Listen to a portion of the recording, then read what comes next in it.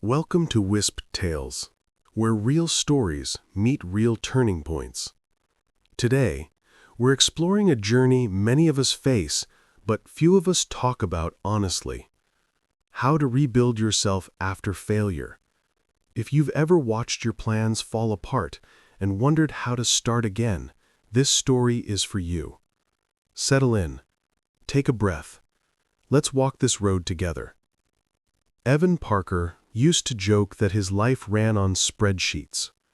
A 32-year-old from Columbus, Ohio, he'd color code everything: deadlines, gym days, birthdays. Because order felt like control.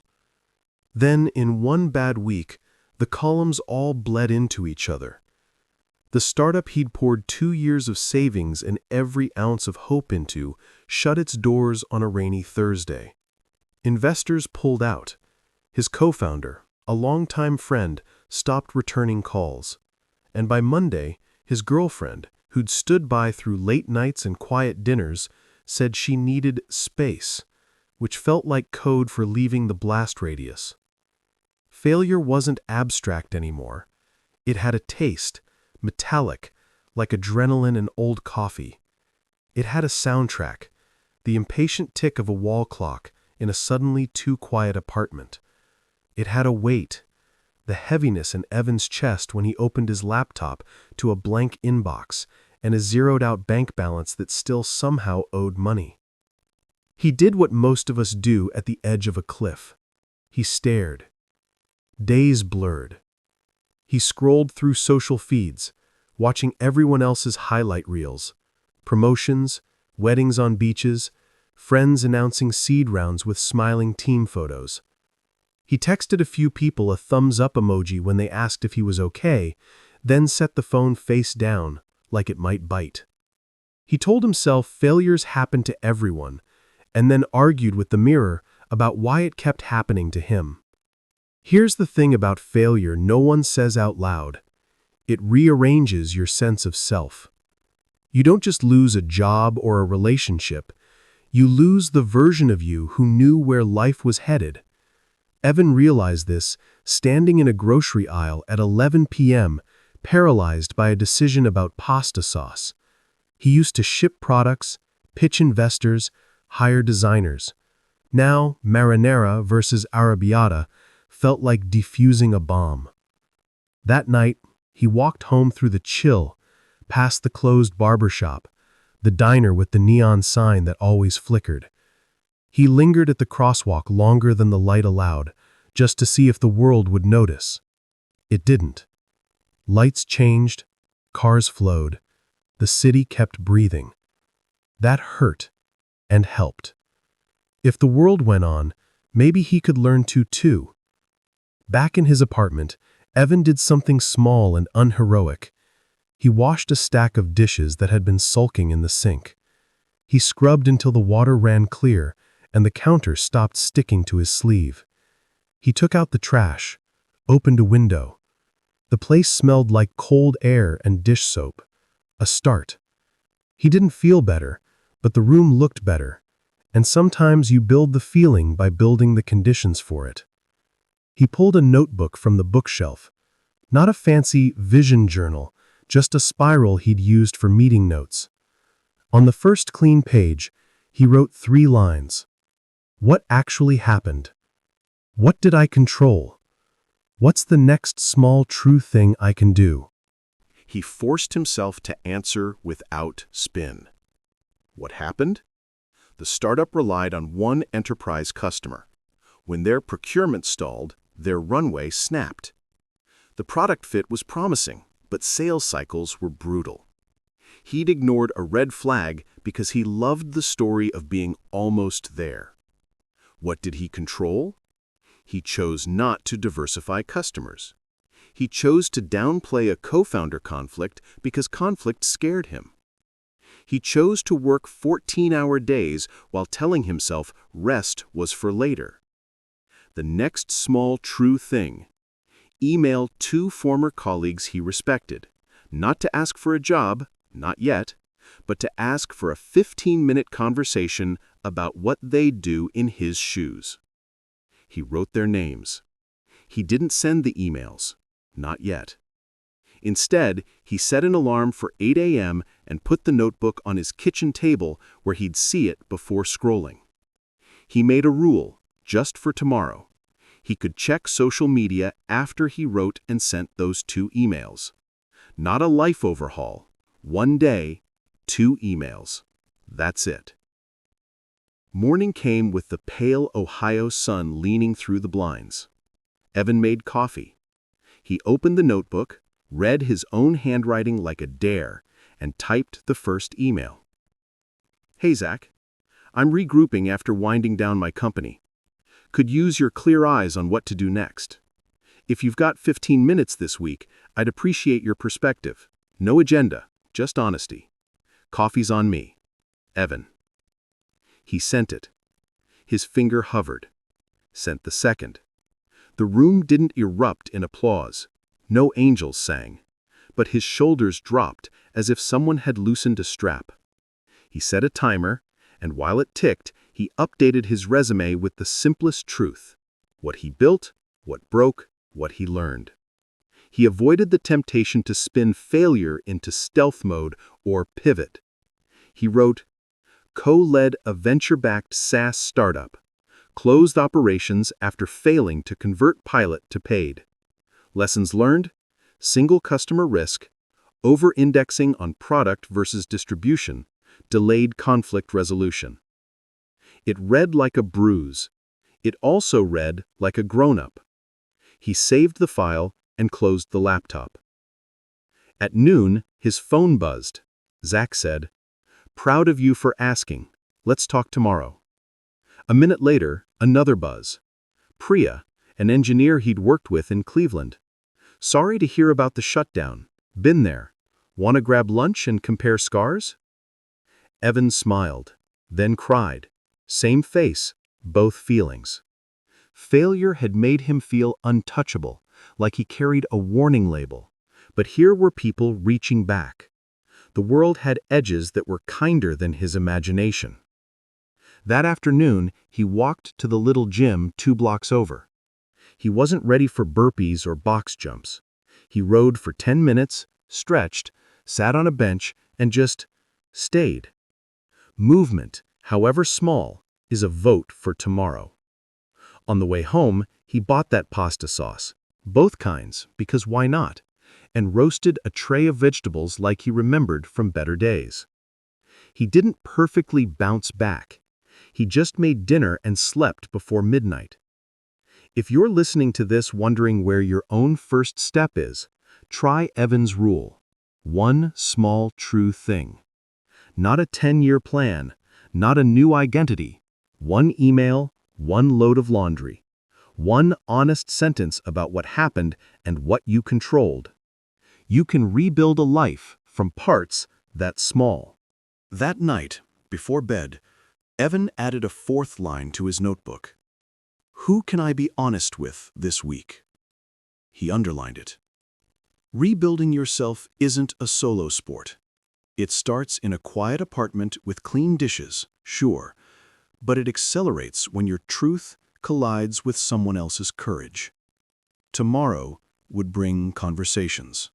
The day after might bring rejection, but tonight brought something better than certainty. A direction. Evan met Zach at a coffee shop in the short north, the kind of place where the barista draws leaves in the foam and people conduct job interviews at the two-top by the window. Zach arrived in a navy windbreaker and the same blunt honesty that had made him valuable in every meeting Evan could remember. They skipped the weather. Zach leaned in. Tell me what actually happened. No buzzwords. Evan told him. The single enterprise client. The endless pilot. The co-founder standoff they both pretended wasn't a standoff. The creeping way cash vanishes.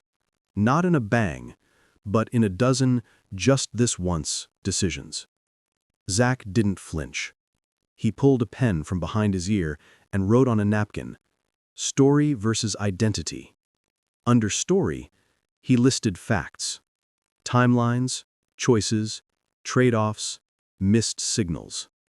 Under identity, he wrote just one word: you. Your story is what happened. Your identity is who you are. When we confuse them, we either hide or spin. Don't do either. Name the wreckage. Don't become it. Evan stared at the napkin for a beat too long. His chest loosened, not because the facts changed, but because he could sort them into boxes that didn't leak into each other. He pulled out his phone and snapped a photo, feeling ridiculous and relieved. "Okay," Zach said. "Now we do the boring, brave thing. We make a list of the parts of the wreckage you can salvage." They opened a shared doc. Zach started typing. Hiring process design, customer interviews, B2B sales scripts that actually got meetings, a product that solved 80% of a real problem. You think the world only sees the failure. The world actually sees components. Put the components where they can be used. After coffee, Evan walked the length of Gooddale Park, past dog walkers and a kid learning to ride a bike while a dad ran backward, cheering. He felt like that kid, wobbly with everyone watching and no one actually watching. He called Priya and set lunch for Thursday at North Market. When Thursday came, the market buzzed, ramen steam rising, BBQ smoke curling from a stand in the corner. Priya chose tacos, Evan, a bowl he could eat with a spoon because decisions still tired him out. They took a stool at a high top under the skylight. "I kept thinking I could outwork a bad sales cycle," Evan said. Priya laughed softly, not unkindly. "You and half of tech Twitter." She grew more serious. "Listen, I admire the grind, but sometimes the grind is a disguise for avoiding a scarier conversation. You said you and your co-founder avoided conflict. Why?" "Because conflict felt like failure. I thought if we just moved faster, the disagreement would dissolve." "How'd that go?" They both knew the answer. Priya pulled out her phone and opened a note titled, "Rules I Really Don't Want to Need." She slid it across the table. Conflict early greater than conflict late. One big customer equals no real customers. Distribution is not a footnote. Sleep is strategy. Honest data over flattering anecdotes. "I wrote these after my own faceplant," she said. "I still break them sometimes, but now at least I know when I'm lying to myself." Evan copied the list into his own notes and added one of his own. "If I'm embarrassed to say it out loud, it probably needs saying out loud." They ate in companionable silence for a moment. Then Priya said, "Have you talked to anyone professionally?" "You mean a therapist?" "I mean a person whose job is to help your brain separate past from prophecy." He hadn't. He'd meant to. He'd put it in the later pile, with stretch routines and dental cleanings. That night, he searched for counselors who took sliding scale payments and found one near the OSU campus. The counselor's bio mentioned burnout and career transitions. Evan booked a Tuesday afternoon. In session, the counselor, a woman with kind eyes and sneakers that squeaked on the carpet, asked him to describe the failure without adjectives. "Just nouns and verbs," she said. The exercise felt childish until it wasn't. "I built a product. We sold pilots. We didn't convert. We ran out of money. We closed. Now describe your identity without nouns, only adjectives and metaphors." "I'm stubborn in good and bad ways. Curious. I'm a bridge builder who sometimes forgets to step on the other side. I care about people. I'm tired." They sat with it. The counselor nodded. "Good. Keep those lists separate. We'll keep them both in the room, but we won't let them trade places." She gave him a task. Each morning, write 2 sentences. One about what happened yesterday, and one about who he is today. Don't argue with either. just right. Evan committed. The first few entries read like a weather report written by a reluctant meteorologist. But by Friday, he noticed a shift. He stopped adding doom to the "what happened" and started adding agency to the "who I am." With that small momentum, he turned back to his network, this time with a clearer story. He reached out to a former client contact at a mid-sized manufacturing firm in Dayton. "I'm not selling anything. I'm doing a post-mortem tour. If your team has 30 minutes, I'll share 5 mistakes and 3 things we got right in implementing workflow software. You can ask anything, including pricing mistakes we made." They said yes. He drove to Dayton in a second-hand sedan that rattled just enough to keep him humble. In a fluorescent-lit conference room, he drew a timeline on a whiteboard and labeled the decision points in permanent marker. Literally. He grimaced. The room laughed. The ice broke. He walked them through the false positives they'd chased, the survivorship bias they'd fallen for, the day they should have killed a feature and didn't. He ended with what he'd repeat next time: building champions inside the org, pricing experiments early, and writing down the disagreement with his co-founder rather than letting it slither around in their Slack DMs. Afterward, the director of operations shook his hand.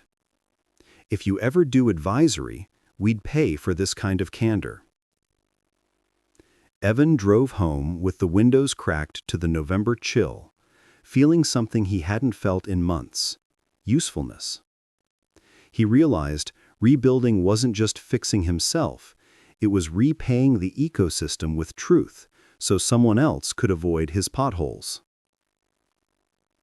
He kept putting bricks in place. He set a simple weekday routine taped above his desk. 8 a.m. to 9 a.m. Body vote, walk or gym, nothing heroic. 9 a.m. to 11 a.m. Work without internet. Resume bullets, case studies from the startup, draft talk tracks. 11 a.m. to 12 p.m. Outreach. 2 emails or 1 call, specific and honest. 1 p.m. to 3 p.m. Learn. 1 course module or 3 chapters on distribution and partnerships. 3 p.m. to 4 p.m. Apply. Build a tiny artifact, a 1-pager, a sample pipeline spreadsheet, a teardown. 4 p.m. to 4:15 p.m. Debrief. 1 line about what happened, 1 line about who I am. He didn't hit it perfectly. Some days the gym was a slow walk to the mailbox. Some 2 emails became 1 terrified draft and a nap. But the structure kept him from thinking in entire futures. It made days stack. One evening, as the early dark settled over Columbus and the streetlights blinked on like a quiet chorus, Evan opened his laptop and created a folder called Rebuild. He dragged in the napkin photo from Zach, the rules from Priya, recordings of his post-mortem talk with the whiteboard marker mistake at minute 0213, and a new doc titled What I Offer Now. In it, he listed 3 lanes. Reduce noise. Fractional operator for early B2B startups. Processes, hiring, founder coaching on conflict. Advisory and workshops for non-tech companies buying software. How to avoid paying for shelfware. Contract product distribution sprints. 1-week engagements to test demand before building. He didn't know which lane would click, but now he had a map. He emailed the doc to 5 people with the subject line that matched his new honesty. After shutting down my startup, here's how I can help right now. 2 replies landed that night. A third arrived the next morning with a calendar link. None were jobs. All were conversations. Conversations were how you repaired bridges. Before bed, Evan looked at his 2 sentences for the day. What happened? Talked to 3 teams about the mistakes we made. 1 asked for a proposal. Who I am. Someone who tells the truth early, even when it shakes. He closed the notebook. The room was the same. Dish soap, window cracked, the wall clock still ticking. But inside, the labels were rearranged. Not prettier, truer. And truth, he was learning, is a scaffolding you can climb. The first check that cleared wasn't glamorous. It was a $600 advisory session from the Dayton firm. The same folks who'd laughed with him over the permanent marker incident. Evan drove back on a bright, brittle Tuesday, parked between 2 pickup trucks, and walked into the building with a notebook and a promise to only say what he knew. In a glass-walled room that smelled faintly of printer ink and coffee, he ran a workshop titled Buying Software Without Regrets. He didn't posture. He drew a funnel on the whiteboard and walked them through pilots that never convert, champions who lose political air cover, and the painful arithmetic of shelfware. At the end, he handed them a 1-page checklist, plain fonts, no logo, with 5 questions to ask every vendor. The plant manager folded the sheet into thirds like a letter he might actually use. After, the director of operations said, "You're not selling me anything, and I still trust you. That's rare." He wrote the check like it was the most normal thing in the world, because to him it was. To Evan, it felt like oxygen. Driving home on I-70, wind bumping his side mirror, Evan did the math. $600 wouldn't fix his debt, but it proved something more important. There was value in his wreckage. He could sell the lessons without selling his soul. That night, he sat at his kitchen table with a pile of envelopes and a cheap blue calculator, the kind with buttons that clacked. He made what he called a floor plan, not for a house, but for his life. Foundations before floors. Reduce noise. Money floor. How low could he get his monthly burn? He canceled 2 subscriptions he couldn't justify, called his internet provider and negotiated $10 off, paused a gym membership in favor of the neighborhood rec center. He sketched a timeline to pay down his highest interest credit card in chunks that didn't crush him. He wrote scripts for hard calls. I can do $50 every Friday. If I miss a week, I'll call before you call me. He dialed, hands trembling, and said the words. The person on the other end sounded human. Health floor. Not optimization. Stability. 7 hours of sleep was now a gate he had to pass before he touched a keyboard. He bought a second-hand crock-pot from a Facebook group and made enough chili to feed a small army, labeling containers with painter's tape and dates like a fussing librarian. Social floor. 3 honest conversations per week. Could be a friend, a mentor, a fellow founder, a neighbor on the stoop. Not networking, net honesty.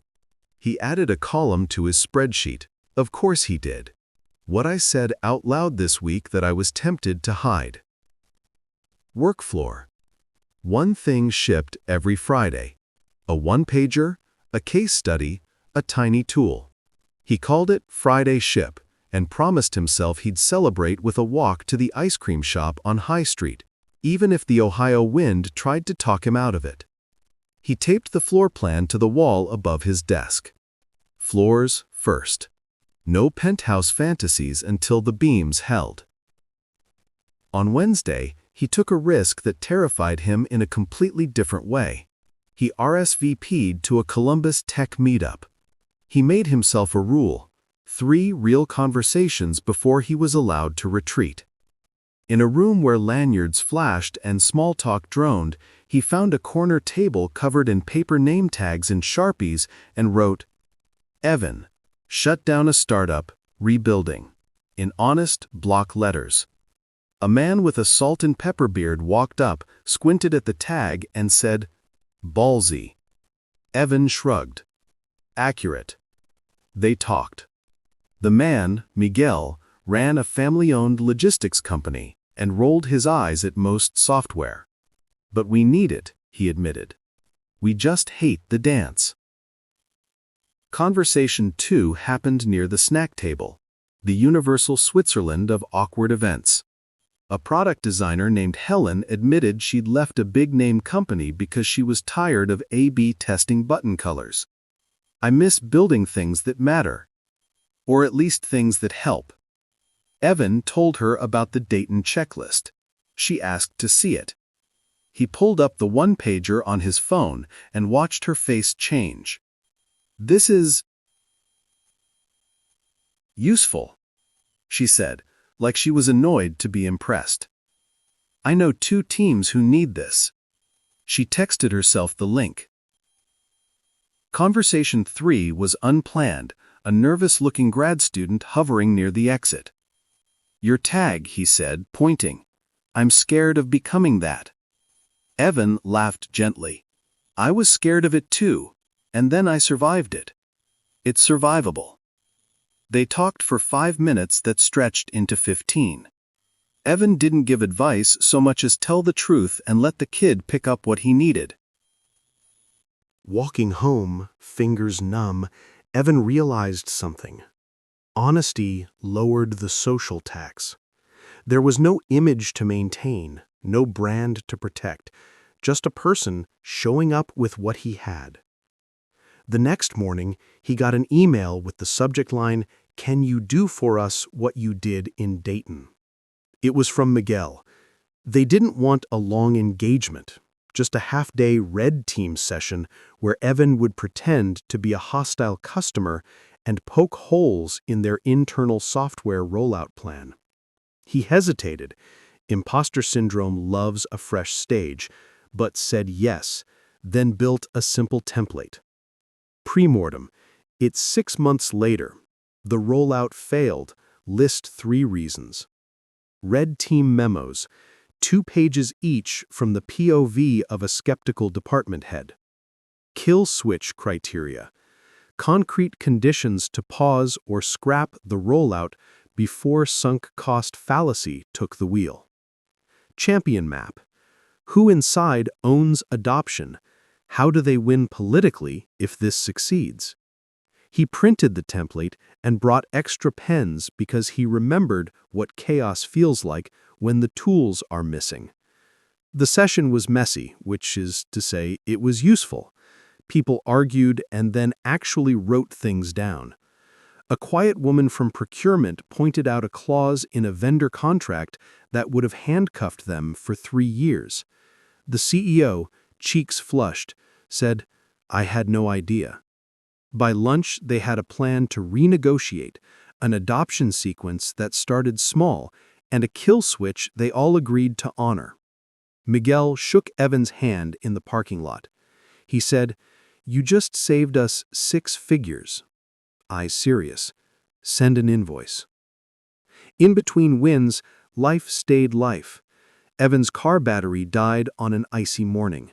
He learned to jump a car from a YouTube video and a grumpy neighbor with a heart of gold. His landlord sent a rent increase notice. Evan called, explained the shutdown, asked for time. The landlord surprised him. He said, "I've been divorced twice and broke once. Pay me on the 5th this month." Humility had a way of opening doors he hadn't known existed. Therapy continued. One session, the counselor asked him to bring a physical object that represented what you're rebuilding. He showed up with a dented metal toolbox he'd found at a thrift store, the kind mechanics inherited from uncles. He set it on the carpet between them and opened it.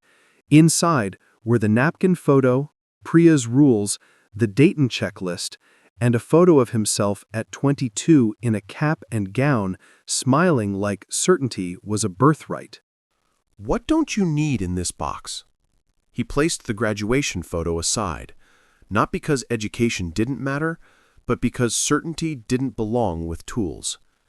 Tools are for problems, not for preventing them. "What's missing?" she asked. He knew. He added a small stack of blank index cards and a Sharpie. "For questions I don't know to ask yet," he said. The counselor nodded. By month's end, the floor plan was doing its job. He wasn't thriving, that word felt like a brochure. He was steady. Money floor, bills paid, debt plan on track. Health floor, sleep mostly intact, walks counted. Social floor, conversations logged, some tender, some electric. Work floor. Friday ship had produced 3 tangible artifacts: the Dayton checklist, the Red Team template, and a conflict early agenda he sent to 2 founders who were avoiding the thing he used to avoid. So he decided to test something new: teaching. He booked a small room at the public library on Grant Avenue, capacity 12, and posted a free workshop on Meetup. Failure resume: how to turn losses into offers. He half expected no one. 12 people came. A yoga teacher who'd shuttered her studio during the pandemic. A sales rep who'd flamed out at quota. A guy who'd quit a PhD program and didn't know how to explain why. Evan handed out index cards and said, "Write 3 bullet points you'd never put on LinkedIn. Then, for each, write 1 lesson and 1 offer." He went first. Missed co-founder conflict until it sank the boat. Lesson: conflict early, bigger than conflict late. Offer: I facilitate hard conversations and help you write down decisions. Overweighted 1 enterprise customer and paid for it. Lesson: distribution, not afterthought. Offer: I run 1-week demand tests before you build. Burned out while pretending rest was optional. Lesson: sleep is strategy. Offer: I help teams design sustainable sprints. The room softened. People told the truth. They laughed at their own hero myths. At the end, a woman in a denim jacket said, "I thought a failure resume meant staying stuck in the worst day of my life. You just reframed my next 6 months." That night, Evan called his dad in Cincinnati. They hadn't talked deeply during the shutdown because men in their family had a tradition of talking around things. Evan broke it. He told the whole story: what happened, what he controlled, and what he was doing now. There was a long silence. Then his dad said, voice gravelly with age and unspilled feelings, "When your granddad's hardware store failed, he took a job driving a school bus. He always said the failure wasn't the end, it was a loud, unpleasant teacher. I wish I'd told you that sooner." Evan sat on the floor with his back against the couch and cried in a way that felt like permission. The next day, an email arrived from Helen, the designer. Subject line: tiny product idea? She'd mocked up a simple web tool that turned Evan's checklists into printable, shareable pages with space for notes and signatures. A way for companies to make honest decisions visible. We could test it. Nothing fancy. See if anyone would pay $20. Evan read it 3 times. Not a startup. A product-shaped experiment. He replied, "Yes, but we'll test demand before we build anything." She laughed in all caps. They set a plan: a landing page, a Stripe pre-order, 5 customer calls. If they didn't hit 20 pre-orders, they'd kill it without drama. They launched the landing page on a Wednesday evening. Evan posted it to the Columbus Founders Slack with the same honesty as his name tag. "We may kill this in a week. Here's why it might help you." By Friday noon, they had 12 pre-orders and 3 teams who wanted features Evan refused to promise. He wrote the refusals with kindness and clarity. People thanked him for the boundaries.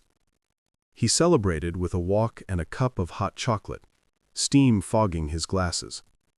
Passing the barber shop with the squeaky door, he realized that rebuilding was less like phoenix from ashes and more like carpentry.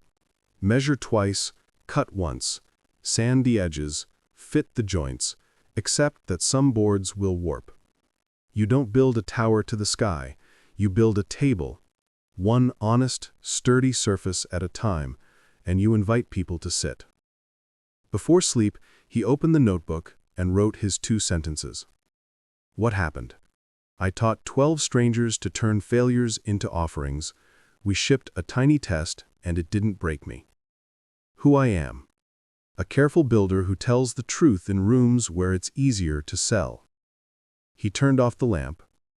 The wall clock ticked. The city breathed.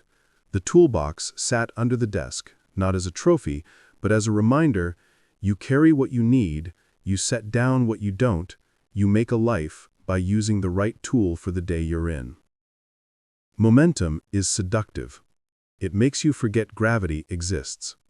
For 2 weeks, Evan surfed a small wave. The Dayton workshop, Miguel's red team session, 12 pre-orders on a tiny product he and Helen called clear checks.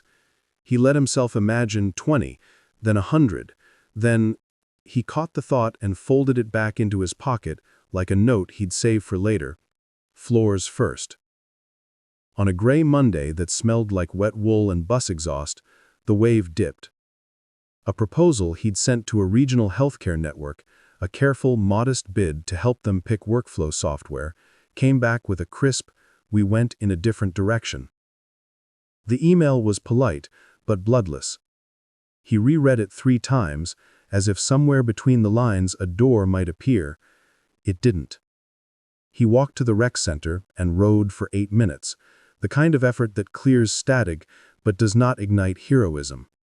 Back home, he added a line to his "what happened" sentence and let it be dull. Proposal declined. He resisted the temptation to add a prophecy like, "Maybe I'm not cut out for this." Therapy had taught him to separate weather from climate. At noon, Helen pinged, "Morning update. 2 refund requests on clear checks. Folks realized they just wanted the checklist PDFs, not the tool. Pre-orders still at 12. Evan stared at the screen. Their rule had been clear: 20 pre-orders in 7 days or they'd kill it with no drama. They had 48 hours left. He felt the old itch to loosen the rule, move the goalposts, rename the bar. He put his hands flat on the desk instead. Let's honor the rule. We'll do 1 more honest push, not spam. If we don't hit 20 by Friday, we shut it down and write a public post about what we learned. Deal, Helen wrote. I'll draft the post template now, so we're not trying to be wise in the moment. They each wrote a simple note to 5 people. No favorite outcomes, no limited time discount, just the truth of the tool and what it was for. One reply from a nonprofit in Dayton bumped them to 13. Another, from a VC scout, asked if they had a pitch deck. Evan said kindly that a deck wasn't the point. The number didn't move.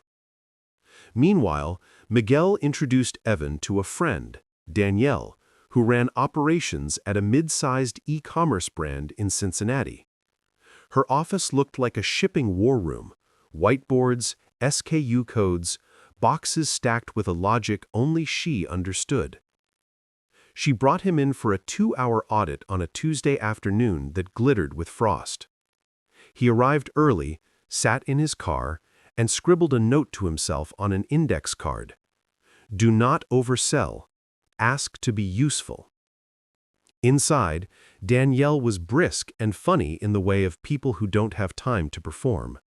We're not drowning, she said, but our ankles are wet. Evan asked questions and wrote on a yellow pad. He suggested a small sequence change: print labels after final quality check, not before, to reduce mispicks. Move the daily stand-up to 2 p.m. so the morning rush wasn't interrupted. Replace a vague owner, team on their Asana board with a single name per task. Danielle narrowed her eyes. "That last one will start a fight," she said. "Good." At the end, she asked, "What do I owe you?" He quoted a number that made sense for 2 hours and a handful of fixes. She doubled it. "You saved me at least that in this hour," she said.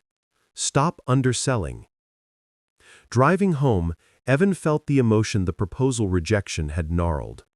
It wasn't triumph. It was quiet rightness. Here is the shape of the work.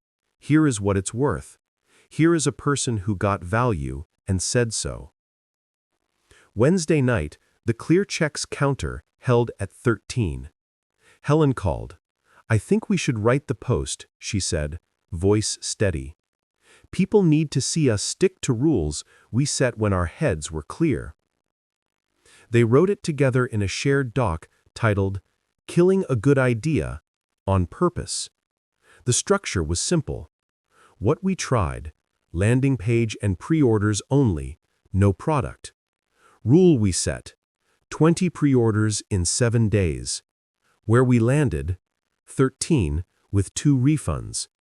What we learned, people wanted the artifacts, not another tool. Checklists are features, not businesses. What's next? We'll open source the checklists and focus on paid workshops where the value is interaction.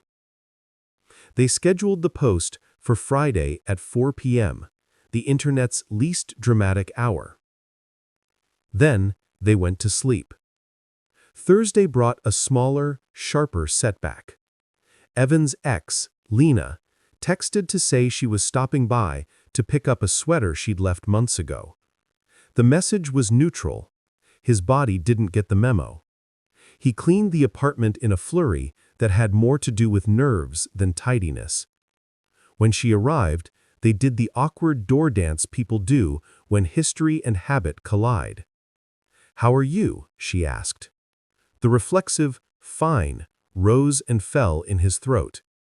He told the truth in a way that didn't audition for pity. Better. Building small things. Learning to stop lying to myself with big plans. She nodded. "I liked you when you built small things," she said, and the sentence landed like a blessing and a bruise. They didn't rekindle. They were kind. When the door closed, Evan sat on the couch and breathed through a tidal feeling he couldn't name. Therapy had given him a skill he wished he'd learned a decade earlier. Feelings pass if you let them be feelings, instead of conclusions. Friday came. The pre-orders stayed at 13. At 3:55 p.m., Evan and Helen got on a call. "No extensions?" Helen asked, already knowing. "No extensions," he said. They pressed publish at 4, then sent refund notes with gratitude and a link to the open-source PDFs. The world did not shower them with noble failure points. A few people replied with respect. One person wrote, "This is the most refreshing thing I've read all week." Another said, "Keep me posted on workshops." Evan closed his laptop and walked the 3 long blocks to the ice cream shop, as promised by his Friday ship rule. The wind tried to talk him out of it. He refused to negotiate with his own joy. He ordered a single scoop of vanilla, the kind that tastes like childhood and good decisions, and ate it standing up, his breath a thin cloud. He thought of the 22-year-old in the graduation photo in his toolbox, bright with certainty. He thought of the man now, bright with clarity. The next morning, he drove to Cincinnati for brunch with his dad at a diner where the coffee tasted like yesterday and the pancakes made up for it. They sat in a booth under a framed photo of the Reds. His dad asked about the tool with an earnest mangling of the name. "Check clears?" He laughed and told him they'd shut it down. He waited for the look. It didn't come. His dad cut his pancake and said, "When your granddad closed the hardware store, he said the hardest part wasn't telling customers. It was telling himself without rewriting the story to make it prettier. You're doing fine." It was the word "fine," delivered without pity, that undid Evan a little. Fine, in his dad's mouth, meant on your way. After brunch, Evan stopped by a flea market under the highway overpass, a weekly sprawl of card tables, tools, and lives in cardboard boxes. He found a wooden level, the kind with glass bubbles and brass edges, worn smooth by hands he'd never meet. He bought it for $5 and set it on his desk and watched the bubble find center. A talisman, not for luck, but for alignment. Don't justify, don't spin. Let the bubble tell you if you're level. Work didn't pause for ritual. Danielle emailed asking if he could train her floor leads on that owner per task trick and help them write a kill switch for a new vendor contract. He put together a 2-hour clinic with 3 parts: a 30-minute live rewrite of their task board, a 45-minute role play where a lead had to push back on a vague directive from future you, and a 45-minute contract reading session where they practiced saying, "This clause will cost us later." He ran it Friday morning. At the end, one of the leads, a woman with a sleeve of tattoos and a skeptical squint, said, "I thought this would be corporate fluff." It wasn't. He wrote that sentence down and stuck it on his wall. In therapy, his counselor asked him to write a failure oath, not a vow to never fail again, which is how you set yourself up to hide, but a promise about how he'd fail next time. He resisted the premise, then wrote, "I will set rules while calm and honor them when I'm excited. I will not let a product idea outrun a proof of demand. I will treat sleep like rent, non-negotiable, and due monthly. I will write down disagreements before they calcify. I will tell the truth to one person daily, even if the truth is, I don't know." He taped the oath next to the floor plan. The wall above his desk began to look like a carpenter's station. Tools, measures, templates for cutting straight. By month's end, the bank account was not fat, but it was predictable. 3 small invoices paid on time, 1 late payer who responded to his calm script and sent the check. Debt, still real, was being eaten in measured bites. His social floor was steady. He had a Wednesday walk with Zach, a Sunday call with Priya, a monthly design and honesty coffee with Helen. He even started going to open mic nights at a tiny venue in the university district, not to perform, but to remember what humility feels like in rooms where people try hard at things they love. On a cold Sunday evening, Evan sat at his kitchen table with the wooden level and the dented toolbox side by side. He wrote his 2 sentences for the day. What happened? We killed a product we liked. We kept our word. 2 clients asked for trainings because they trust the way we decide. Who I am? A builder who can say, "Not this," without making it, "Not me." He turned off the lamp and stood at the window, watching the city glaze itself in streetlight. The clock ticked its measured tick. Somewhere below, a car door thunked shut, and a neighbor laughed. He breathed. The bubble found center.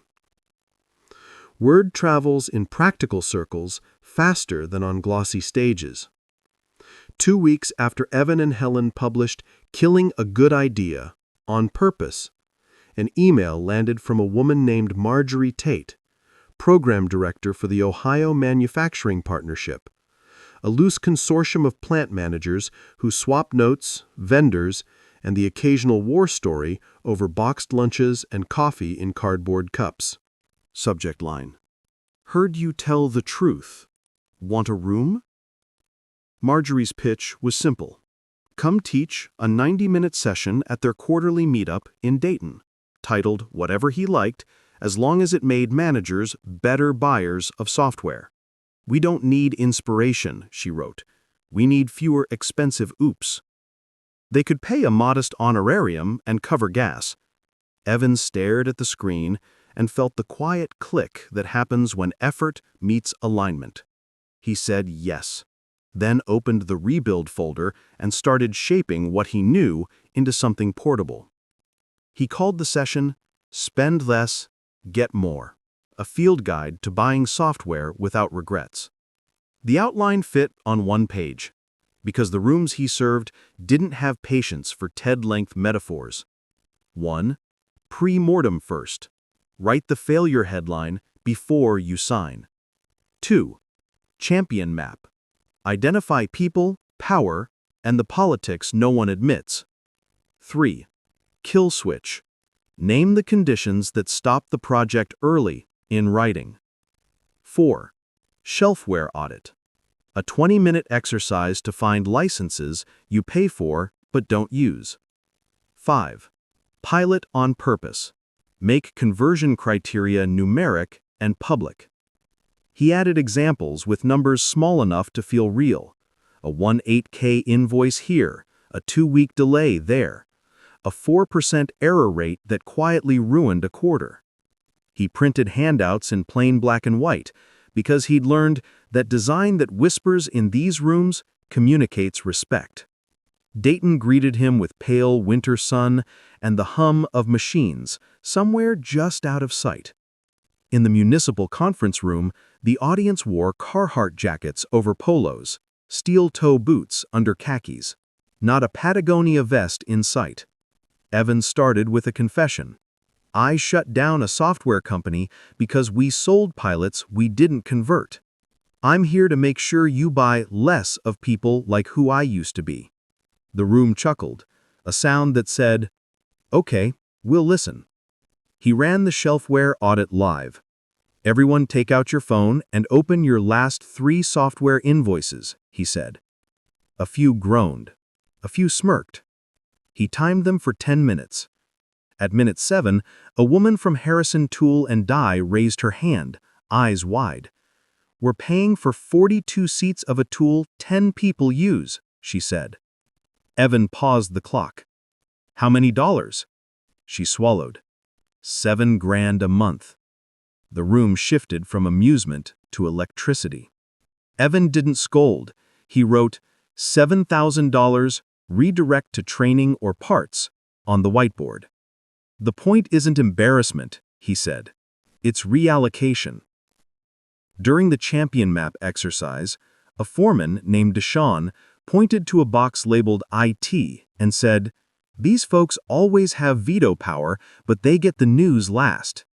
Evan nodded. So the political champion isn't your software vendor rep, it's the person who can get IT looped in before it becomes a speed bump. He watched heads tip in a way that meant, this reframe lands. Reduce noise. When questions opened, a man in a camo cap, Rick, asked, "What do you do when the vendor keeps promising a feature next quarter that you need this quarter?" Evan grinned. "I bring a Sharpie and write the promise on a feature funeral wall. If it's not delivered by the date on the contract, we hold a funeral and remove it from the reasons we renew." Laughter. Then pens started scribbling. After the session, 3 managers waited with business cards and the practice shuffle of people who don't want to pounce but also need help. One wanted a half-day pre-mortem before a WMS rollout, another wanted the red team template from Miguel's engagement, the third, Marjorie herself, asked if he could run the same session for their Cleveland chapter next month. Evan's calendar, once a desert, began to show landmarks. Driving back toward Columbus, he thought about the difference between noise and signal. The noise was the internet's applause meter, the likes on the kill post, the DMs that said, "So brave." The signal was checks clearing and problems shrinking in rooms that smelled like work. He decided to bias his life towards signal. He built a simple system to help. Signal log, weekly. 3 sentences. What problem did I shrink? Who got value? What did they pay? Noise filter. Daily. 10 minutes max on social. No posting unless he had a tool or template to share. Reference folder. He asked happy clients for 1-sentence references he could quote. Not fluff. Specifics. Danielle wrote, "He moved one meeting and saved us 7% in mispicks in 2 weeks. That's a sentence you can spend. Meanwhile, Helen sent a text with 3 dots that blinked, then vanished, then blinked. Finally, I miss building with you, but I'm relieved we didn't force the tool. What if we package the open-source PDFs with a short loom explaining how to run each exercise and sell a coaching hour for companies that want help? Evan wrote back instantly. Yes. Artifact plus interaction. Let's price the hour at $250 and the PDFs free. Loom's optional. He made a short calendar page with the plainest copy possible. Bring your mess. We'll leave you with a plan. The first buyer wasn't in tech at all. It was a non-profit food bank on the east side that used leftover grant money to try and modernize their intake process. The director, Marisol, said, "We don't need fancy, just a flow that doesn't make our volunteers cry." Evan sat at a folding table between boxes of canned peaches and donated pasta and drew the current process in boxes and arrows. He felt the old product muscle twitch, but this time he wasn't building software. He was removing friction with paper and sequence. They moved the intake table 8 feet to break a traffic knot, added a green index card to signal "ready for a grocery cart," and trained the volunteer who always arrived early to be the champion for the first hour's rush. At the end, Marisol hugged him and said, "You just gave us 50 hours a month back." He wrote that sentence too. With each engagement, Evan noticed something. Reputation compounds like interest when you protect the principle being credibility. Every time he said, "I don't know," every time he killed a cute idea, every time he told a client a cheaper fix than hiring him regularly, he added a sliver to that principle. It grew quietly. Then came an email that tempted him to break his own rules. Northline Systems, a glossy vendor with a pristine website and a sales team that wore confidence like cologne, asked if he'd partner on a webinar teaching buyers how to evaluate software. The fee was generous, the exposure bigger. He read the contract. In paragraph 7, contractor agrees not to make statements that would portray Northline or its products in a negative light. He closed his eyes. The whole point of his work was to poke holes, to red team anyone, including the host. He wrote back, "I'm honored by the invite. My condition on any public education is that I can criticize the host if the facts call for it. If that's too spicy, no harm, no foul." The reply arrived in under an hour. "Will pass." He felt the sting and then the lightness of a boundary kept. He wrote the moment into his signal log under "Protected Principle" and went for a walk. Therapy that week shifted from triage to maintenance. His counselor asked him to bring a sound that represented rebuilding. He recorded the click of his wooden level when the bubble settled, the scratch of Sharpie on index cards, the hum of a warehouse during a mid-shift lull, and the soft crinkle of a paper check being torn from a book. They played them one by one. "Which sound feels like you?" she asked. "The level," he said, without thinking, "because it doesn't care how I feel. It tells me if I'm straight." They laughed. "Put the level where you can see it when you say yes to things," she said. He did.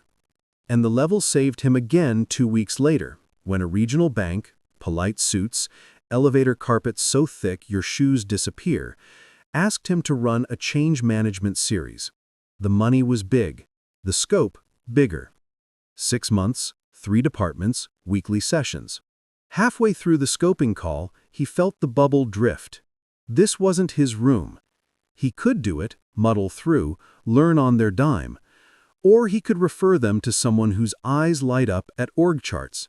He recommended a woman named Sasha he'd met at a meetup, a change pro who loved banks the way he loved shop floors. The bank thanked him. Sasha texted him a gif of a person catching breadsticks. Evan ate leftover chili in a clean kitchen and slept like a person who hadn't betrayed himself. On a quiet Saturday, he drove to Hocking Hills, bare trees, rock faces like old wisdom, cold air that cleared the edges. He sat on a stump with a notebook and wrote a one-page operating manual titled, "How I Work So I Don't Forget." It wasn't for clients, it was for him. Rooms. Small, real problems, managers and operators, nonprofits that feed people. Avoid rooms that require swagger. Cadence. 2 deep engagements max per week, 1 teaching session, Friday ship always. Promises. No roadmaps I don't own, no maybe if, numbers on every claim. Boundaries. Sleep first, workouts light but daily. Sundays off unless a human being, not a deadline, needs me. Growth. Add tools quarterly, not weekly. Teach before productizing. Compass. If the wooden level says I'm tilting, stop and recenter. He printed it and taped it next to the failure oath. The wall looked like a shop now, not an altar. Work surfaces, not worship. Then came a message he hadn't expected. Tom, his ex-co-founder, the friend who'd gone quiet during the shutdown, emailed an apology. 2 sentences, no throat clearing. I should have been straight with you about wanting to sell earlier. I avoided the fight and left you holding it. I'm sorry. Evan stared at the screen. Old heat rose. Anger, ache, a desire to list his own resentments in bullet points with timestamps. He didn't. He took a walk, came back, and typed, "Thank you. I should have pushed the hard conversation sooner. I'm okay. I hope you are too." He didn't hit send. He sat with it overnight, under the eye of the level, then sent it in the morning. The reply was kind. They didn't fix the past because the past isn't a leaky pipe. They depressurized it. Work kept knitting. Marjorie booked him for Cleveland. Danielle referred him to a sister company in Louisville. The food bank asked if he could train their volunteer leads with a one-pager titled "First 15 Minutes, What to Watch For."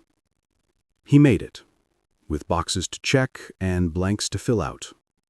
He added it to the open source folder. He filmed a 5-minute loom in a hoodie with bedhead because production value is not the same as value. At month's end, he sat at his table with the level and the toolbox and wrote his 2 sentences. What happened? I taught rooms that needed fewer oops, turned artifacts into paid help, protected my principal once, and referred a whale to someone who loves whales. Who I am? A straight edge in a crooked market. A person whose value grows when I refuse to bend the rule that keeps me honest. He closed the notebook and looked out at Columbus, lights pricking the evening like small vows kept. The clock ticked. Somewhere a train's horn threaded the air. He breathed, and the bubble settled. Cleveland in February wears its honesty on the wind. The Ohio Manufacturing Partnership booked a union hall on the near west side. Folding chairs, coffee and metal urns, a podium that had seen more grievances than PowerPoints. Marjorie introduced Evan with her usual efficiency. He shut down a company and then started telling the truth for a living. The room laughed in that belly-deep way that means they've been waiting for a permission slip. Evan ran the same spend less, get more field guide, but this time he added a 5-minute segment he called Kill Your Favorite Justification. He listed the hits on a whiteboard. Will customize later. Champions will appear if the product is good. It's just a pilot. IT is on board. We'll write the process after rollout. Then he invited the room to walk up, circle the one they used most, and write the cost next to it. Quiet men in work boots lined up with Sharpies. A forewoman labeled, "Will customize later," with 3 months of morale.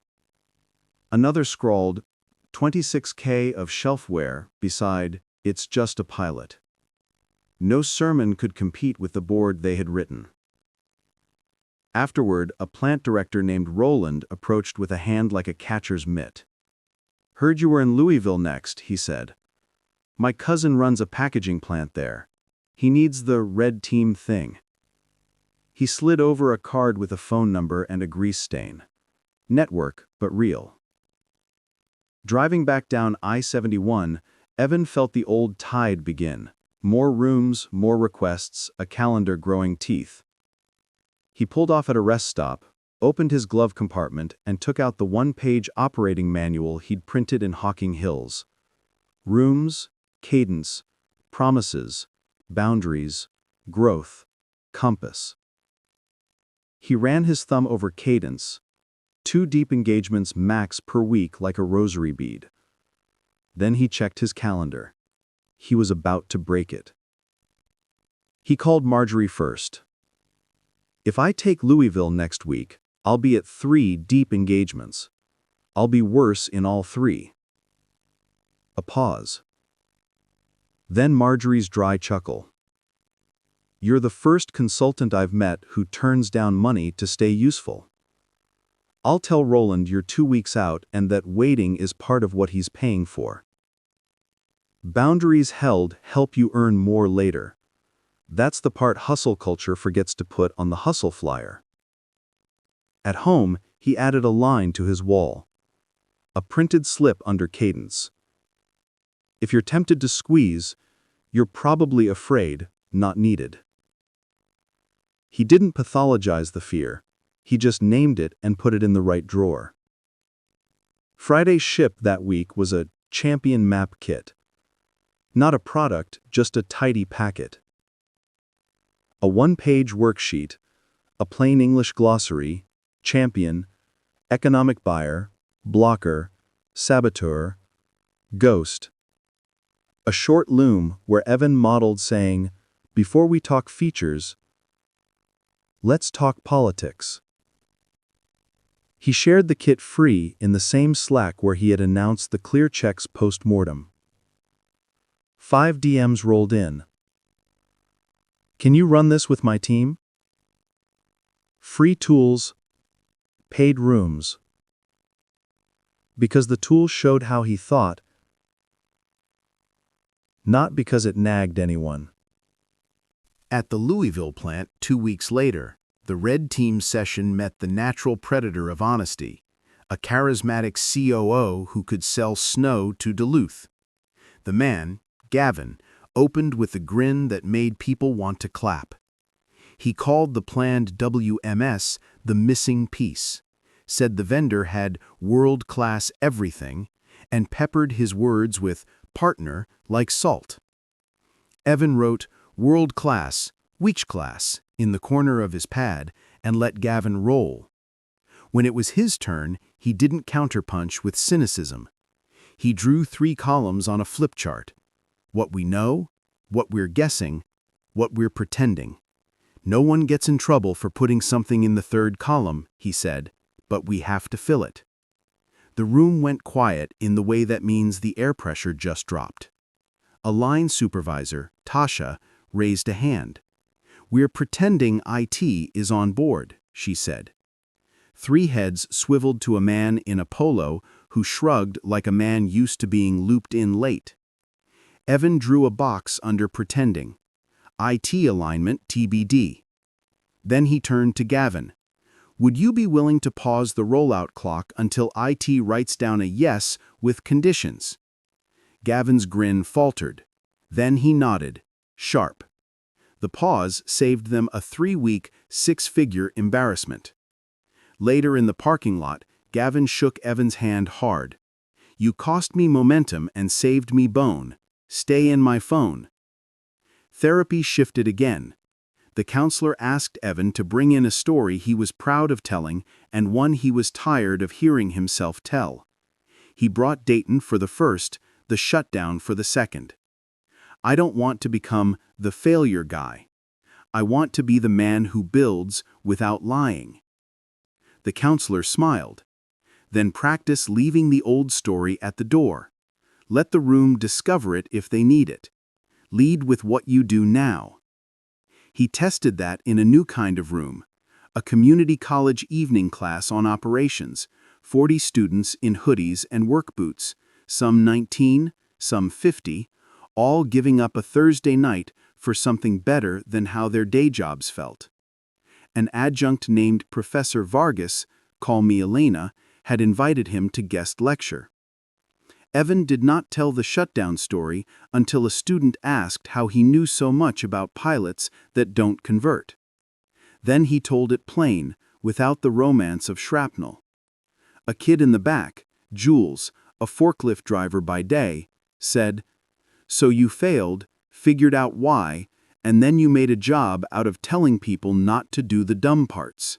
The room laughed. "That's not inaccurate," Evan said. They spent the rest of the hour doing a shelfware audit on the college's own LMS. By minute 35, Elena was writing an email to the dean. The next test of boundaries came with a bow. An email from Rivermint, a well-funded startup with all the trappings, Series B, blog posts with gradients, and a values page that used the word authentic 5 times, offered Evan a full-time role. Head of operations, relocation stipend, equity, the whole buffet. The salary would clear his debt in a year. He printed the offer and slid it under the wooden level. The bubble drifted right. He didn't decline on principle. He looked at the manual on the wall. Rooms, small, real problems, promises, no roadmaps I don't own. He made a pro-con list the old-fashioned way. Pros, money, team, a chance to build process at scale. Cons, he'd be selling certainty again. He'd be in rooms where swagger is currency. The level said tilt. He called 3 people. Zach, who asked, "Who do you become if you say yes?" Priya, who said, "You can do it, the question is, should you?" And Helen, who said, "I'll support you either way, but remember how good your Tuesdays feel now." He slept and woke and wrote 2 sentences. What happened? A just right opportunity to be who I used to be. Who I am. A builder who knows his rooms. He wrote a thank you note that didn't perform martyrdom. Honored. Clear I'm not your best fit. If you want someone who loves operators and plants more than OKRs and decks, I'm your man. If not, happy to refer. Rivermint replied with a kind no and a let's keep in touch. He meant it too. Not all no is a burned bridge. Friday's ship became a first 15 minutes for new rollouts card, laminated because Tasha and Louisville asked for something spill-proof. The card had 5 bullets. 1. Confirmed champions, technical and political, are in the room. 2. Write the pretending column first. 3. Read the kill switch aloud and ask who has authority to pull it. 4. Loop IT now. If they're absent, reschedule. 5. Make one decision you can reverse and one you can't. Name both. He mailed 10 copies in a padded envelope to Louisville with a handwritten note for clipboards and coffee spills. Meanwhile, the nonprofit world kept tugging at his sleeve. Marisol at the food bank introduced Evan to Beacon Clinic, a volunteer-run health clinic serving the uninsured on the South Side. Their intake was chaos at peak hours. Their pharmacy shelves were a game of Tetris played blindfolded. Evan spent a Tuesday evening in scrubs, 2 sizes too big, shadowing intake. He heard a phrase that broke his heart and focused his brain. "Sorry, we lost your file." Files were people here. He stayed late with Dr. Nguyen, a no-nonsense physician whose gentleness came out sideways. They redrew flow, a color code for urgencies, a green card for ready to room, a rolling cart to cut the round trip in half, a schedule that stacked volunteers where they were most needed instead of where it was polite. By the end, Dr. Nguyen squeezed his arm. "It's like you gave us a hallway where there was a wall," she said. Evan drove home in a quiet so full it felt like music. He wrote a new line in his manual under rooms. Always make room for rooms where the fix is a kindness. The next week, Tom, the ex-co-founder, texted a photo of a whiteboard. It read, "Conflict early greater than conflict late." "Stole this from you," he wrote.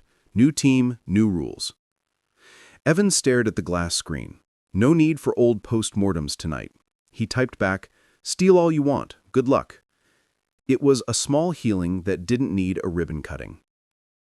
In therapy, the counselor introduced a deceptively simple exercise. Say yes, then write the price. Every commitment carried a price: time, energy, attention, sleep. Evan taped a small grid next to his desk. Every ask, talk, consult, coffee, got a price and a why. If the price exceeded his manual's boundaries, he either raised the fee, shrank the scope, or said no. The grid didn't make him stingy, it made him honest. A founder asked for a free lunch to pick your brain. Evan replied, "I do free brain picks in public. Come to the library workshop Tuesday. If you want your mess, it's $250. The founder came Tuesday. He left with a plan and a receipt. Spring tiptoed into Columbus. Wet sidewalks, trees trying. On a Saturday, Evan and his dad drove out to the flea market again. His dad rummaged like a pro and came up with a steel carpenter square, pitted with age and perfect for drawing right angles. "For your wall," he said, trying for casual and failing. Back home, Evan hung it next to the level and the oath.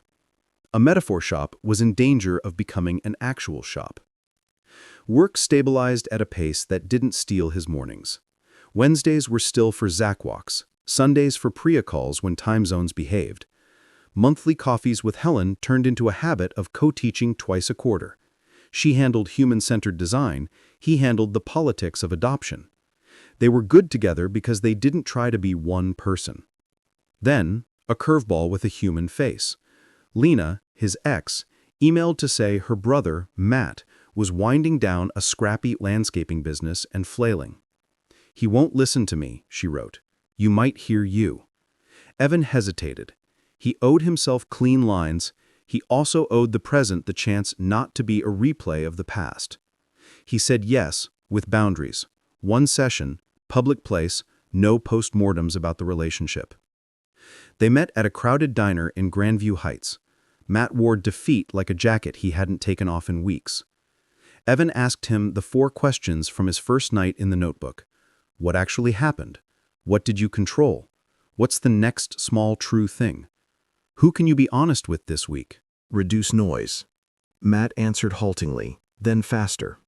He admitted he'd underpriced because he hated asking for money, that he'd promised crews he couldn't staff, that his truck needed repairs he pretended were personality. Evan didn't fix it. He slid over an index card. "Write this down. 10% price increase on renewals. 1 client churn accepted. Truck goes to the shop Friday. 1 conversation you're avoiding. Call them by 3 p.m. tomorrow." Matt stared, then wrote. "You're annoyingly clear," he said. "Occupational hazard," Evan said, and they both grinned. That night, Evan wrote his 2 sentences. What happened? I kept the cadence, taught a room to kill their favorite justification, saved a plant a bruise, and gave a kindness fix at a clinic. Who I am.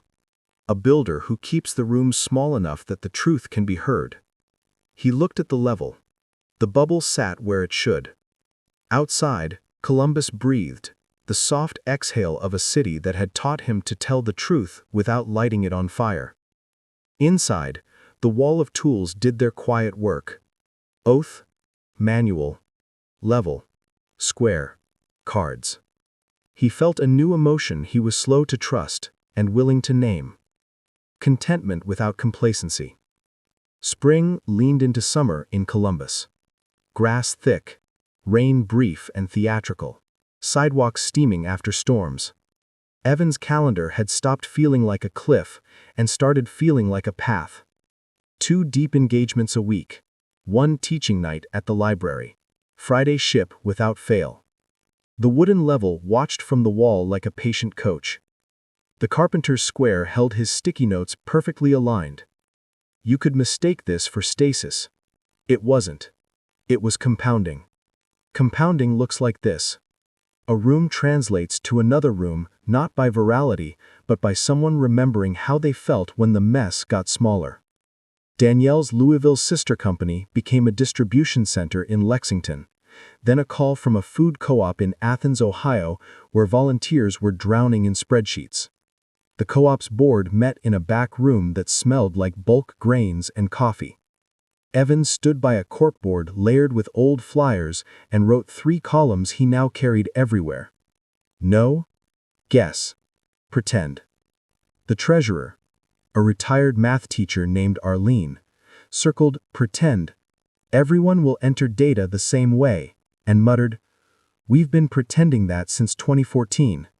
2 hours later, they had a data dictionary taped to the wall and a rule. If you break the dictionary, you fix what you broke before you go home. Adoption didn't require an app, it required a shared grammar and a clean table. His signal log swelled with sentences he could spend. Saved 7% in mispicks. Cut volunteer intake time by 40 minutes a shift. Found 22 unused licenses, reallocated $3,400 a month. He printed these, 1 per index card, and rubber banded the stack. Before calls, he flipped through them the way athletes flip through plays. Not to brag, to aim. Then the drum beat got louder. Marjorie called with something bigger than a room. The state is considering a small grant program to help manufacturers avoid shelfware and project overrun.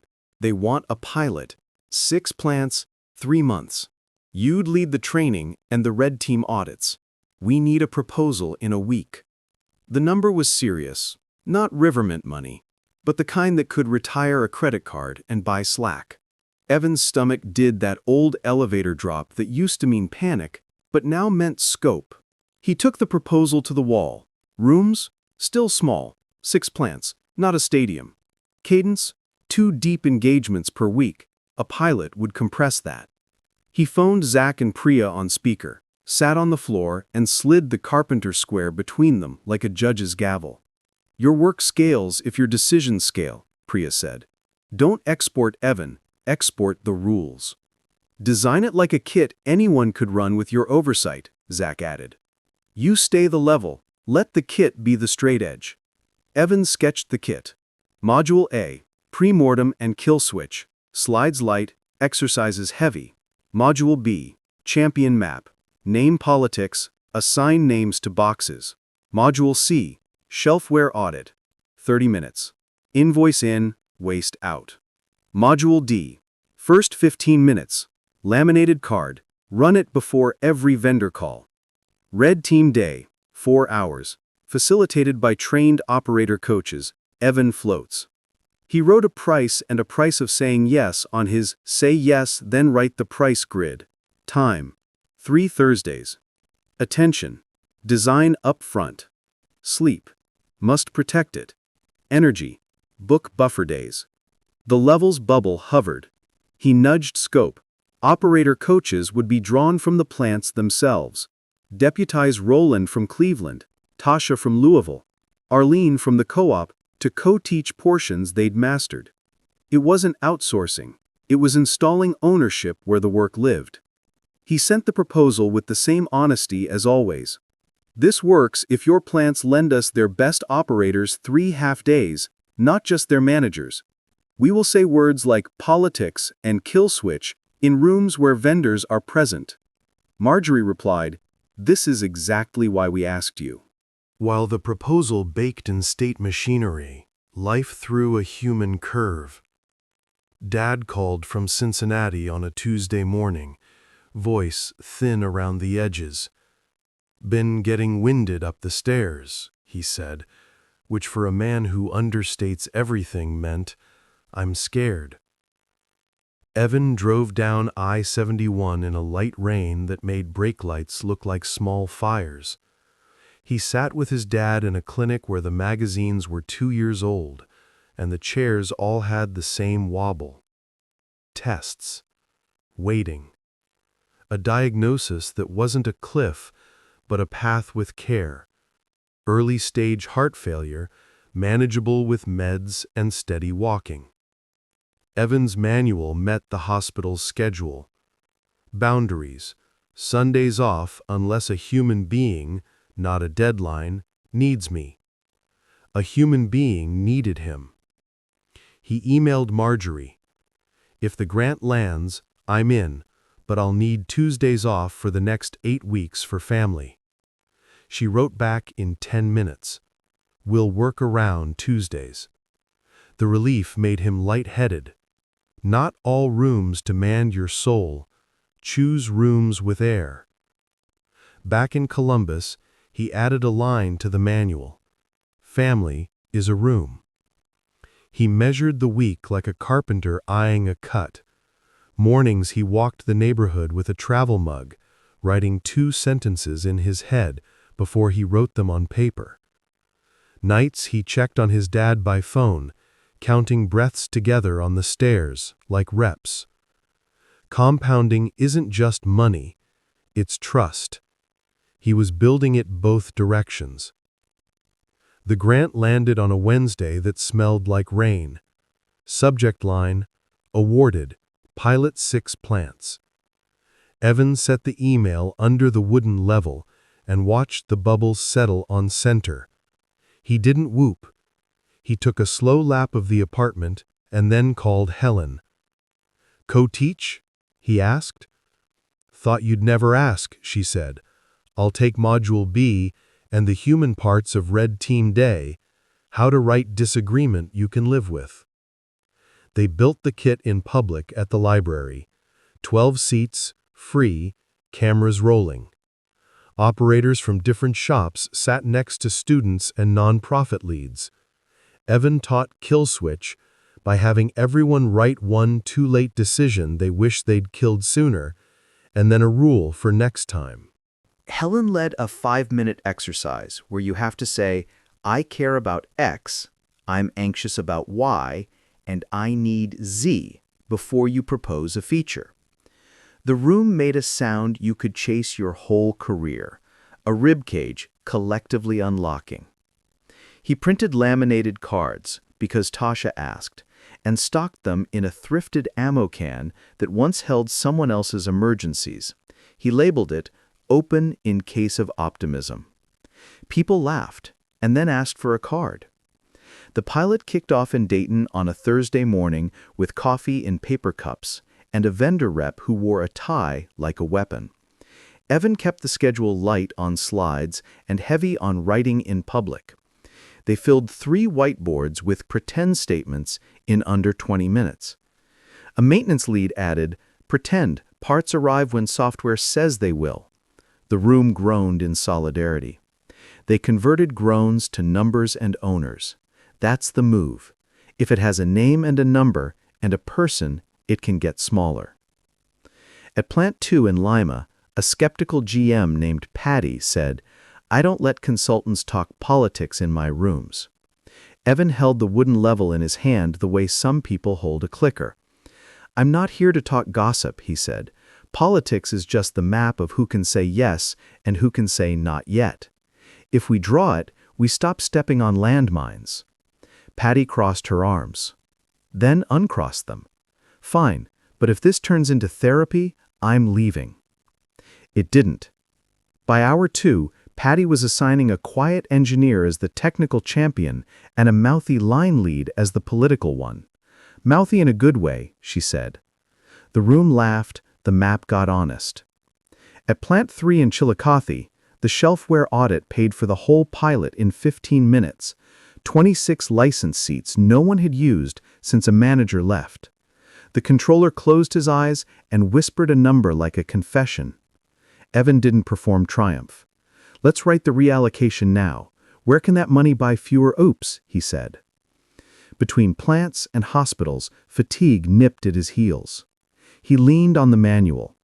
Cadence, 2 deep engagements per week. He kept it even when the state asked if he could squeeze in 2 in one day. No squeeze. He drank water and took boring walks. He wrote the nightly 2 sentences on a notes app at his dad's kitchen table, the wood scarred for decades of meals and mail. Some nights they watched the Reds lose and didn't pretend they were winning. It was a relief to be in a room where pretend was retired. Reduce noise. Mid-pilot, an invitation arrived from Northline Systems again. Different rep, same gradient slides. We saw the pilot announcement. We'd love to sponsor your toolkit and co-brand the cards. Co-brand meant tilt. Evans sent his standard line. I teach better when I can red team the host. The rep replied, we're more flexible now. Evan answered, then leave your logo off the cards and sit in the room. If your product stands, the room will say so. They ghosted. He wrote, protected principle in the signal log and went for a run long enough to need bad diner pancakes. One Thursday, Professor Vargas, Elena, brought her evening class to observe a red team day in Springfield. Students in hoodies watched as an operations crew wrote their future failure headlines on a whiteboard. A student whispered, "This is more real than any case study I've read." Elena squeezed Evan's shoulder. "You're building a pipeline of people who think honestly about work." He felt taller. Then, exactly the right size. Back home, Lena's brother Matt texted a photo. His truck back from the shop. Price list revised, 1 client churned and replaced by 2 that paid on time. "Hate your index cards, love the results," he wrote. Evan grinned at the phone and put the card back in the stack. Compounding. The pilot's last plant was the toughest. Toledo, a union shop with a long memory and scar tissue from vendor promises. Evan opened with a twist he'd learned from Helen. He wrote his own failure resume on the board. 3 bullets, 1 lesson each, 15 seconds per line. He didn't dwell, he modeled. Then he handed the marker to a line steward named Quincy, who wrote, "Pretend new tech won't slow us down at first." They put a number on slow, made it budgetable, and wrote a script for what supervisors would say on day 1. Today will be 10 minutes slower, and it's not a failure, it's the cost of learning. The air unlocked again. The state's evaluation came in 3 pages, all numbers and an understated conclusion. Pilot reduced waste and avoided projected overrun. Recommends expansion with condition. Continue operator coach model.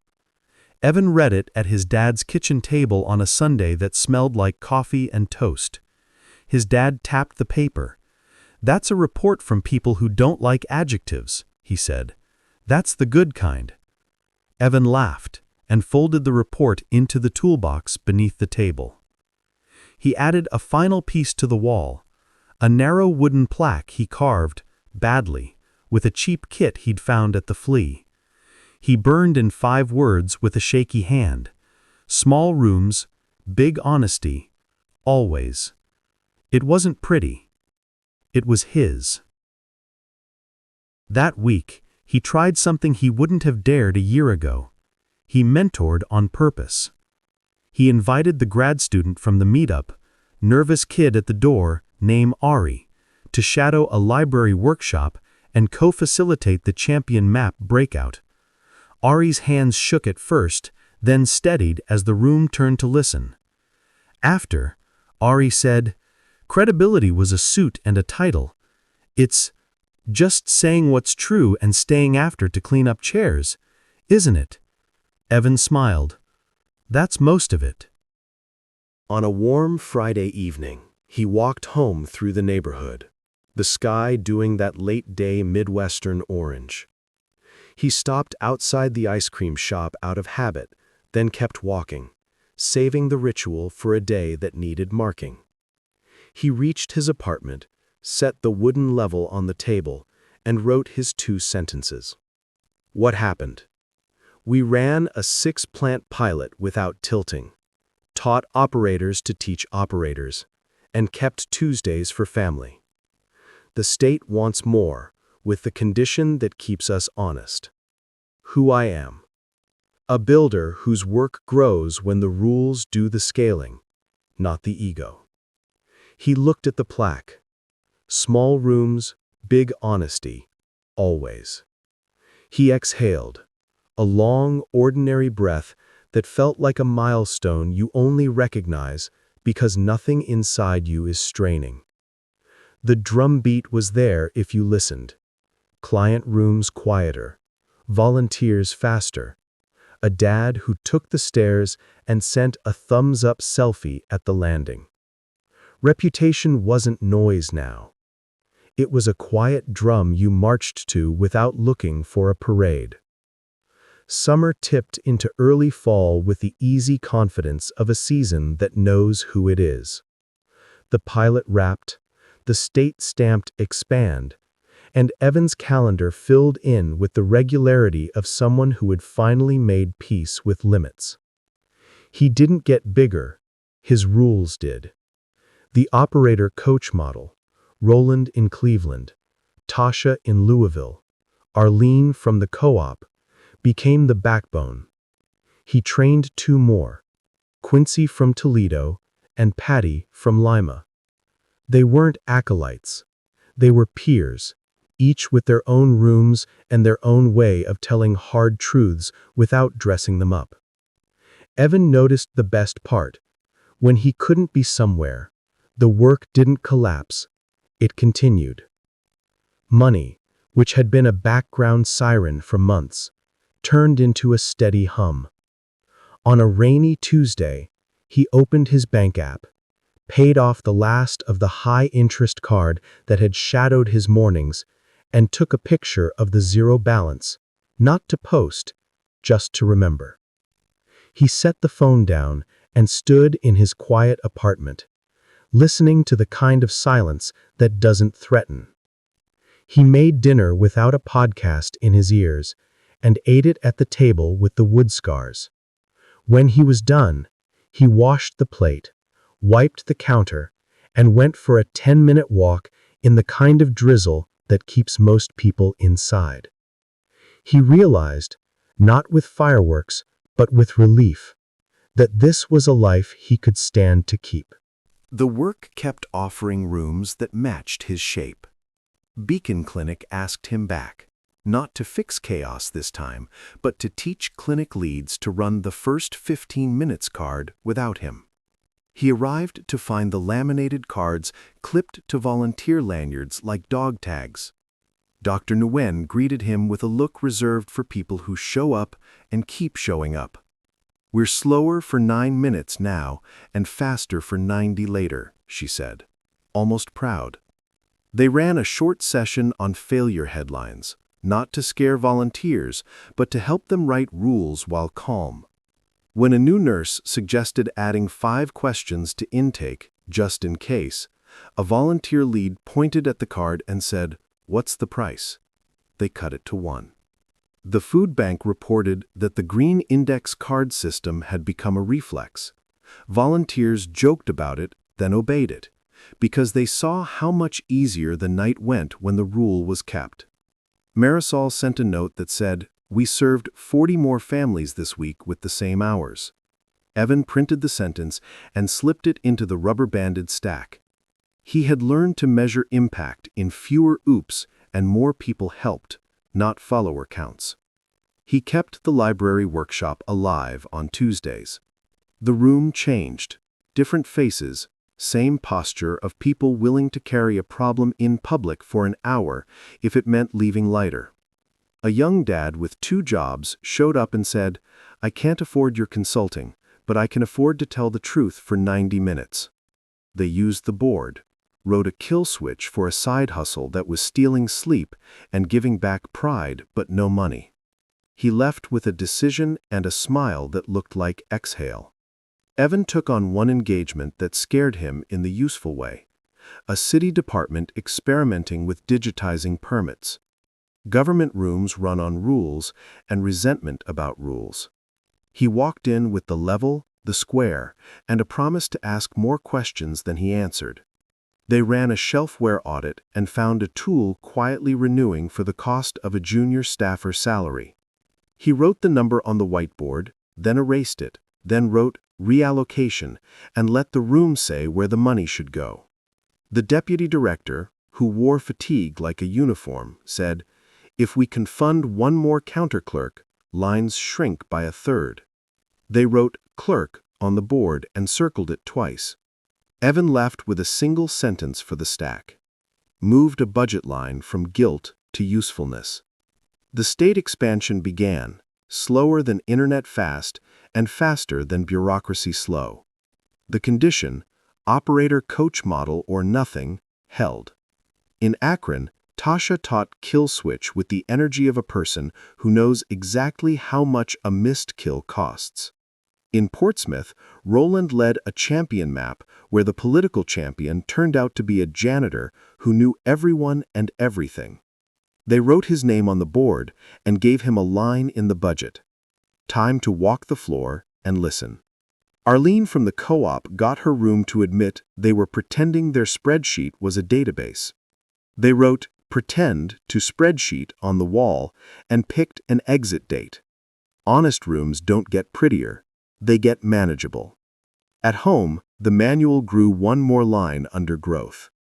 Add humans, not just tools. Evan held short circles for the operator coaches once a month.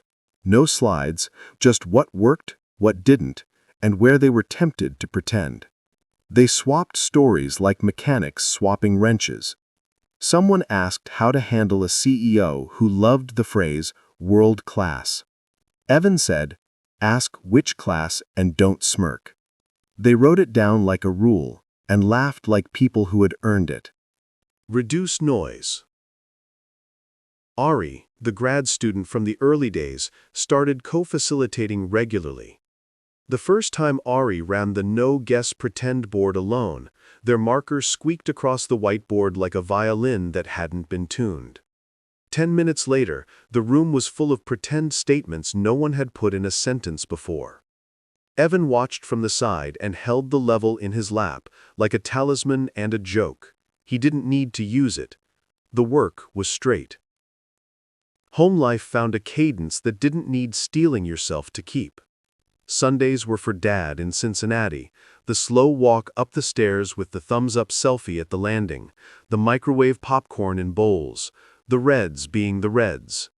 Dad started telling hardware store stories without apology or tidy morals. Just, "We tried. It worked until it didn't. Then I drove a bus." Evan realized that this, too, was a rule. Ordinary work done without apology is its own kind of compass. He let one new thing in. Music. Not performing, just a borrowed acoustic guitar with strings too high and a neck that needed trust.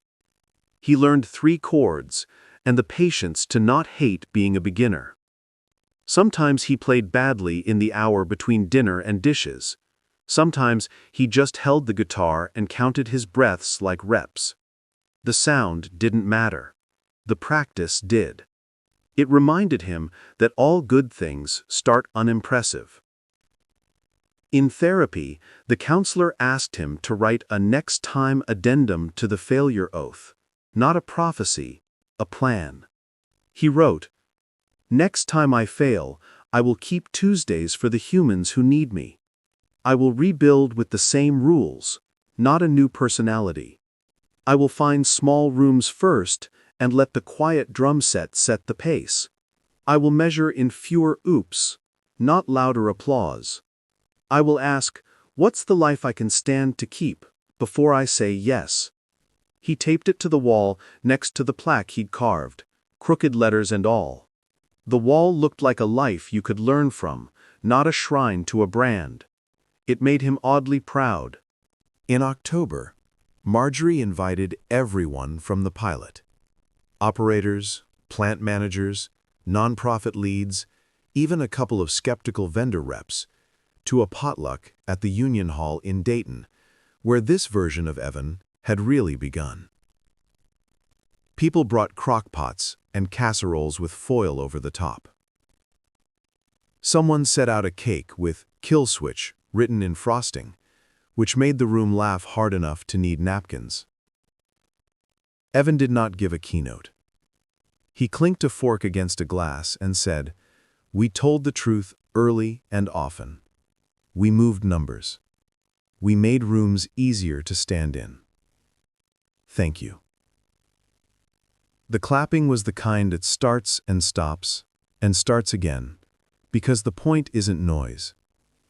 It's agreement. At the end of the night, Evan stacked chairs with Ari and Tasha, then slipped outside into the cool air that smelled like leaves and engine oil. He walked the length of the parking lot and back, hands in his pockets, listening. Not for a parade, but for the drum he'd promised himself to follow. There it was. Steady. Quiet. His. Back in Columbus, he set the wooden level on the table, squared a fresh index card against the carpenter's square, and wrote 2 sentences. What happened? We built a way to help that doesn't depend on me pretending to be bigger than I am. We trained people who trained other people. We kept family and sleep inside the circle. Who I am. A builder of small, honest rooms. And a person who finally knows how to stay. He turned off the lamp. The apartment held its simple breath. Outside, a siren flared and faded. Inside, a clock ticked. The bubble settled. And that's our journey for today on Wisped Tales. A reminder that failure isn't a verdict. It's a teacher with a tough voice and excellent notes. If Evan's story helped you breathe a little easier, try his 2-sentence habit tonight. What happened? And who I am. Keep your rooms small. Your rules honest. And your drum quiet but steady. Thanks so much for watching. If this resonated, please subscribe to Wisped Tales, tap the bell so you don't miss new stories, and drop a comment with one rule you're writing for your own rebuild. Next time, we'll be back with another deep dive you can use. How to make hard conversations easier. A step-by-step story about telling the truth early without burning the bridge you're standing on. Until then, take care of yourself. Keep the promises that keep you, and remember, small rooms, big honesty. Always.